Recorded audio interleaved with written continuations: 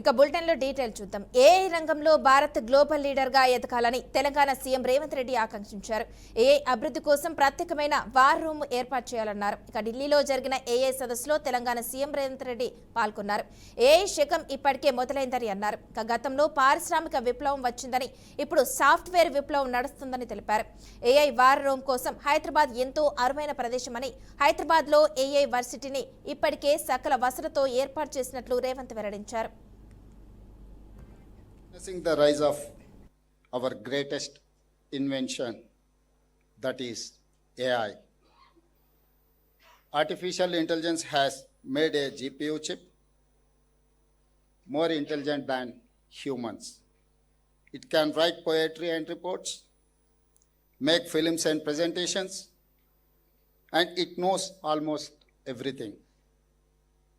These days, people say on social media that humans are not the most intelligent anymore.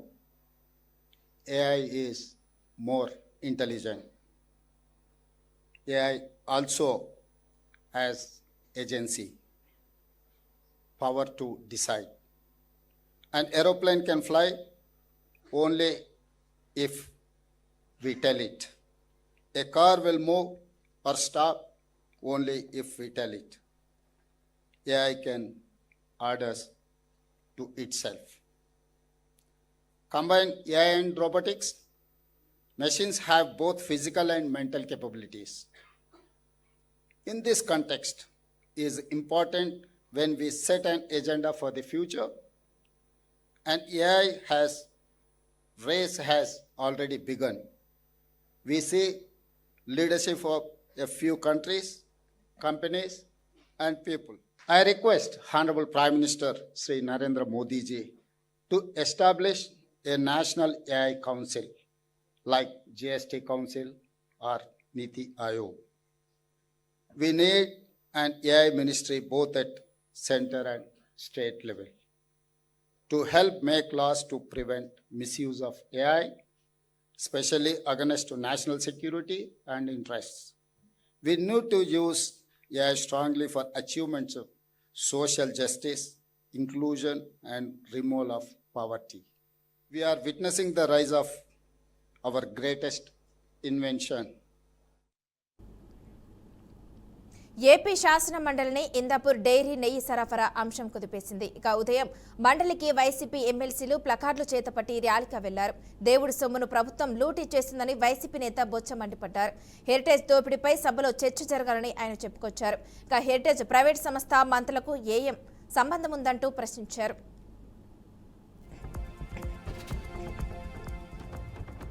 Chandrababu Naidu గారు ఆ దేవదేవుడి పవిత్ర ప్రసాదంపై ఏదైతే చంద్ర మోపారో కొవ్వు పదార్థాలు ఉన్నాయి, యానిమల్ ఫ్యాట్ ఉందని చెప్పి అన్నారు.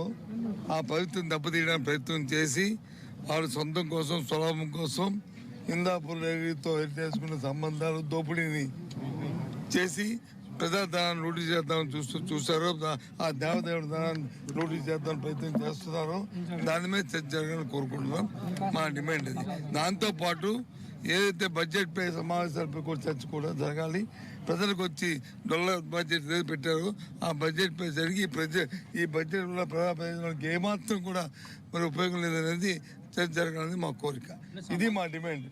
ఈ డిమాండ్ హెరిటేజ్కి సంబంధం లేదనేది హెరిటేజ్ సంబంధం లేదా ఉన్నదా, ఇందాపూర్ డైరీ హెరిటేజ్ దోపిడీ చేస్తారా లేదా అనేది సభలో చర్చిస్తే ఆ విషయాలన్నీ మేము చెప్తాం. అంతేగాని వాళ్ళు ఏదో చెప్పారు. నాకు ఒక్క విషయం అడుగుతున్నానండి, హెరిటేజ్ అనేది ప్రైవేట్ సంస్థ మాట్లాడుతుంది. మరి ప్రైవేట్ సంస్థ అయినప్పుడు ఎంతమంది మంత్రులు ఎందుకు స్పందిస్తారు?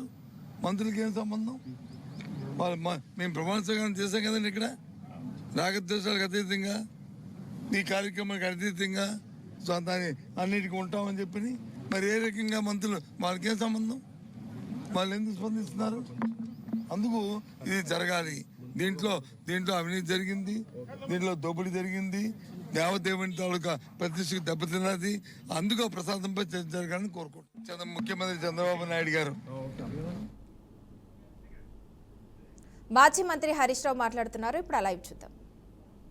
వచ్చింది ఎప్పుడు ఆటో డ్రైవర్ చెప్తే ఇంటికాడ యూరియా పడుతుండే యూరియా బస్తాలకు కరువు వచ్చింది, చెప్పుల లైన్లో పెట్టే కాలం వచ్చింది. కరెంటు బాయే, రైతు బంధు బాయే, పంటల బీమా బాయే, ఉన్న ప్రాజెక్టు దేవాదు లాంటి ప్రాజెక్టులు కూడా నడపక పంటలు ఎండబెట్టే పరిస్థితి వచ్చింది. ఏంది మీ రైతుల పట్ల మీ చిన్న చూపేంది? మేము 48 లక్షల ఎకరాలకు నీళ్లు ఇచ్చినాం కదా, మరి మీరేం చేస్తున్నారు? ఈ 2.5 సంవత్సరాల్లో మీరు అసెంబ్లీలో పెద్ద పెద్ద డైలాగులు కొట్టిండు ఉత్తమ్ కుమార్ రెడ్డి. ఈ సంవత్సరం 7 లక్షల ఎకరాలకు నీళ్లు ఇస్తా అన్నాడు, మొన్నటి సంవత్సరం 6 లక్షల ఎకరాలకు అన్నాడు. మరి 7.5 13 లక్షల ఎకరాలకు రావాలి, వచ్చిందా? 13లకి 10 పైసలు అంటే 1,30,000 వచ్చిందా? పోనీ 10 పైసలు అసెంబ్లీలో చెప్పిన దాంట్లో 10 పైసలైనా ఆయకట్టు ఇచ్చిండ్రా? Totally failure government. ఇవాళ ఇరిగేషన్ డిపార్ట్మెంట్ విషయంలో ఈ ప్రభుత్వం పూర్తిగా వైఫల్యం చెందింది. కొత్త ఆయకట్టు రాలేదు, కొత్త ప్రాజెక్టు కట్టలేదు, కొత్తగా చెక్ డ్యాం కట్టలేదు, కొత్తగా చెరువు కట్టలేదు. కానీ ఉన్న మోటార్లను నడపడంలో, ఉన్న ప్రాజెక్టుల నిర్వహణలో కూడా ఈ ప్రభుత్వం వైఫల్యం చెందింది. దానికి సాక్ష్యం ఇప్పుడు మీరే సాక్ష్యం. దేవన్నపేటలో 3కు 3 మోటార్లు బంద్ అయి ఉన్నాయి. అదేవిధంగా భీమ్ గన్పూర్లో 10 మోటార్లకు 5 నడుస్తున్నాయి. అక్కడ మోటార్లు బంద్, ఇక్కడ మోటార్లు బంద్. ఏదో కట్ నీళ్లు పెట్టిన పొయ్యిలు ఉన్న దేవాలయ ప్రాజెక్టు నడపడంలో, రైతాంగానికి నీళ్లు ఇవ్వడంలో కాంగ్రెస్ పార్టీ పూర్తిగా వైఫల్యం చెందింది, రైతులకు అన్యాయం చేస్తా ఉందని చెప్పి మేము ఈ సందర్భంగా చెప్పదలుచుకున్నాం. ముఖ్యంగా ఇటు ఉన్న ప్రాజెక్ట్ ఇట్లా చేస్తుండ్రు, తెలంగాణ హక్కులు కాపాడడంలో కూడా ఫెయిల్.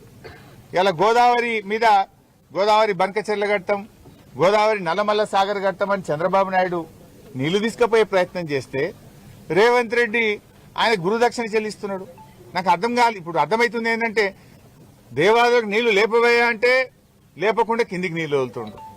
మేడిగడ్డ దగ్గర బ్యారేజ్ రిపేర్ చేయమంటే చెయ్యడు, బ్యారేజ్ లేకుండా కూడా మేడిగడ్డ మోటార్లు ఆన్ చేయొచ్చు అంటే అక్కడ మోటార్లు ఆన్ చేయడు.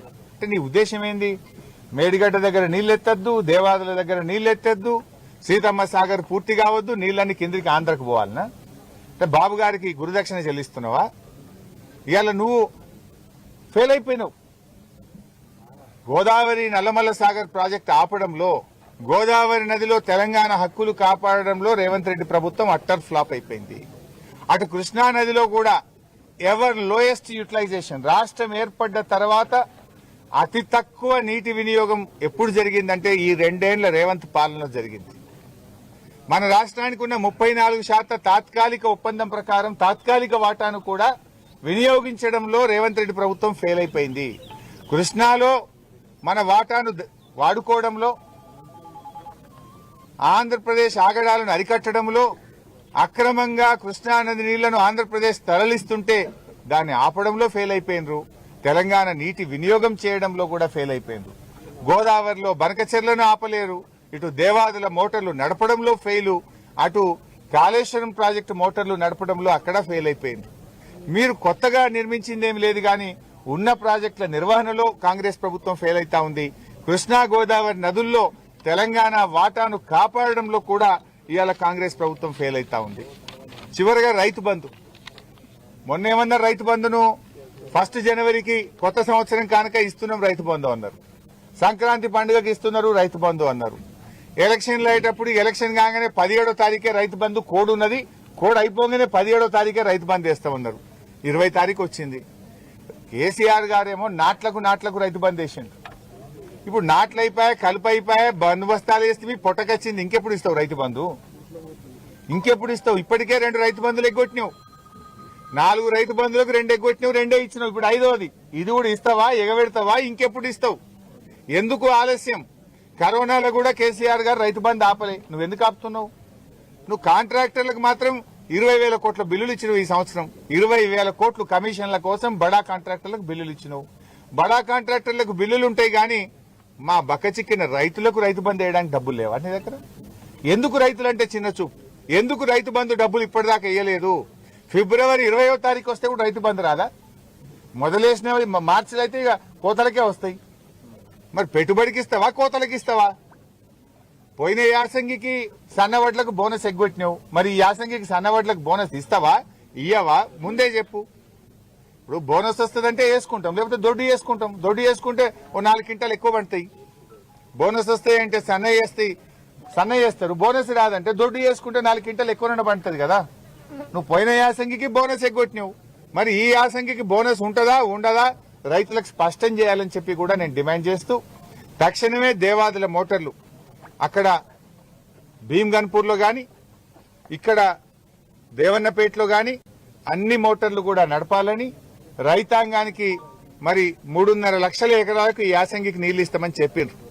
మరి 3.5 లక్షల ఎకరాల రైతులకు నీళ్లు అందించే విధంగా యుద్ధ ప్రాతిపదికన చర్యలు తీసుకోవాలని ప్రభుత్వం మొద్దు నిద్ర లేసి దేవన్నపేట మోటార్లు, భీమ్గన్పూర్ మోటార్లు, గండిరామారం మోటార్లు అన్ని మోటార్లు కూడా నడపాలని మేము బీఆర్ఎస్ పార్టీ. వైసీపీ నేతల తీరుపై టీడీపీ నేత దేవినేని ఉమామహేశ్వరరావు ఫైర్ అయ్యారు. ఇక చెప్పులు బూట్లతో స్వామివారి ఫోటోలు పట్టుకుని ప్రదర్శన చేస్తారా అంటూ మండిపడ్డారు. స్వామి ప్రసాదం పెడుతుంటే కాలికి చెప్పులు తీసి ప్రసాదం స్వీకరిస్తామని, అలాంటిది చెప్పులు బూట్లతో స్వామివారి ఫోటోలు పట్టుకుని ప్రదర్శన చేస్తారా అని నిలదీశారు. ఇక దేవుడి పట్ల వైసీపీకి ఏ మాత్రం గౌరవం లేదనేది ఇవాల్టి చర్యలతో నిరూపితమైందని ఉమామహేశ్వరరావు అన్నారు. తండ్రి అధికారాన్ని అడ్డం పెట్టుకొని నీ కంపెనీల్లో, జగన్ కంపెనీల్లో మొదటి ఛార్జ్షీట్ లో 29.5 కోట్లు హెట్రో అరవిందో కంపెనీలకు మహబూబ్నగర్ జడ్చర్లో 250 ఎకరాలు 7 లక్షలకు ఇచ్చినందుకు నీ కంపెనీల్లో 29.5 కోట్లు వచ్చినాయి. నువ్వా హెరిటేజ్ సంస్థ గురించి మాట్లాడుతా ఉన్నావు. నువ్వా ఇవాళ జగన్ కంపెనీల్లో కిడ్ఫో పెట్టుకొని నీ హెరిటేజ్ మీద బురద జల్లాలని ప్రయత్నం చేస్తున్నావు. రెండో ఛార్జ్షీట్ 66 కంపెనీలు 66 కోట్లు జగన్ కంపెనీల్లో పెట్టుబడులు వెళ్ళినాయి. ఈ ఛార్జ్షీట్ ఎప్పుడు 23/4/12 జగన్ కంపెనీల్లో 66 కోట్లు పెట్టుబడులు వెళ్ళినాయి. ఇది ఎవరు? అరవిందో హెట్రో సంస్థలో. మూడో ఛార్జ్షీట్ ఏంటి? రాంకీ ఫార్మాసిటీల్లో 130 కోట్లు చేస్తే జగన్ కంపెనీలో 10 కోట్లు మూడో ఛార్జ్షీట్. నాలుగో ఛార్జ్షీట్ 854 కోట్లు ప్రతిఫలంగా జగన్ సంస్థలో వ్యాంపిక్ ల్యాండ్స్ మీద. ఐదో ఛార్జ్షీట్లో జగన్ కంపెనీల్లో 205 కోట్లు పెట్టుబడులు. ఆరో ఛార్జ్షీట్లో దగ్గర రంగారెడ్డి జిల్లా కాకినాడ ఇండియా సిమెంట్, దీంట్లో మొత్తం దగ్గర జగన్ కంపెనీల్లో 95 కోట్లు పెట్టుబడి. అట్లాగే 8వ ఛార్జ్షీట్ 68 కోట్లు జగన్ కంపెనీల్లో ఇంత అవినీతి పరుడు అయి ఉండి, ఇంత చీటింగ్ 420 రకరకాల సెక్షన్లో ముద్దాయిగా ఉండి, నాన్ బెయిలబుల్ కేసుల్లో ఉండి 16 నెలలు జైల్లో ఉండి, ఇవాళ నువ్వు హెరిటేజ్ మీద. మెదక్ జిల్లా రేగోడు కేంద్రంలోని కస్తూర్బా గాంధీ బాలికల పాఠశాలలో ఫుడ్ పాయిజన్ జరిగింది. రాత్రిపూట భోజనం చేసిన విద్యార్థులు తెల్లవారుజామున నుంచి వరుసగా వాంతులు చేసుకున్నారు. ఇక దీంతో హాస్టల్ వార్డెన్, ఉపాధ్యాయులు విద్యార్థులను స్థానిక ప్రాథమిక ఆరోగ్య కేంద్రానికి చికిత్స నిమిత్తం తరలించారు. ఫుడ్ పాయిజన్ కారణంగానే విద్యార్థులు వాంతులు చేసుకుంటున్నారని అనుమానాన్ని వ్యక్తం చేశారు. ఇక విషయం తెలుసుకున్న పోలీసులు ప్రాథమిక ఆరోగ్య కేంద్రానికి చేరుకుని విద్యార్థులను విచారించారు. విద్యార్థులు ధైర్యంగా ఉంటారని ప్రిన్సిపల్ భరోసా కల్పించారు. పాఠశాలలోనే హెల్త్ క్యాంపు ఏర్పాటు చేసి చికిత్స అందిస్తామని, విద్యార్థుల తల్లిదండ్రులు ఆందోళనకు గురికావద్దని ప్రిన్సిపల్ పిలుపునిచ్చారు. ఇల్లు కాల్సిన అవసరం లేదురా. ఇంటికి ఏదైనా అవసరం మంచిగున్నది, నేను మొత్తం చూసుకున్నాను. ఏదైనా ఇబ్బంది అయితే చెప్పు. నీకు తగ్గింది తగ్గిందా? ఏమైతే ఎగ్జామ్ ఫైనల్ ఎగ్జామ్ వాళ్ళకి కూడా ఏం కాదమ్మా. ఏమైతే మీరందరూ ఇల్లు కాల్సిన అవసరం లేదురా. ఇంటికి ఏదైనా అవసరం మంచిగున్నది, నేను మొత్తం చూసుకున్నాను. ఏదైనా ఇబ్బంది అయితే చెప్పు. నీకు తగ్గింది తగ్గిందా? ఏమైతే ఎగ్జామ్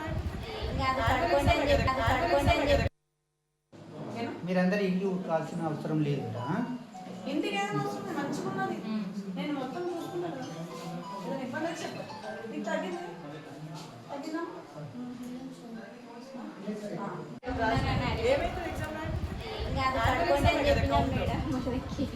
ఫైనల్ ఎగ్జామ్ వాళ్ళకి కూడా ఏం కాదమ్మా. ఏమైతే మీరందరూ ఇల్లు కాల్సిన అవసరం లేదురా. ఇంటికి ఏదైనా అవసరం మంచిగున్నది, నేను మొత్తం చూసుకున్నాను. ఏదైనా ఇబ్బంది అయితే చెప్పు. నీకు తగ్గింది తగ్గిందా? ఏమైతే ఎగ్జామ్ మీరందరూ ఇల్లు కాల్సిన అవసరం లేదురా. ఇంటికి ఏదైనా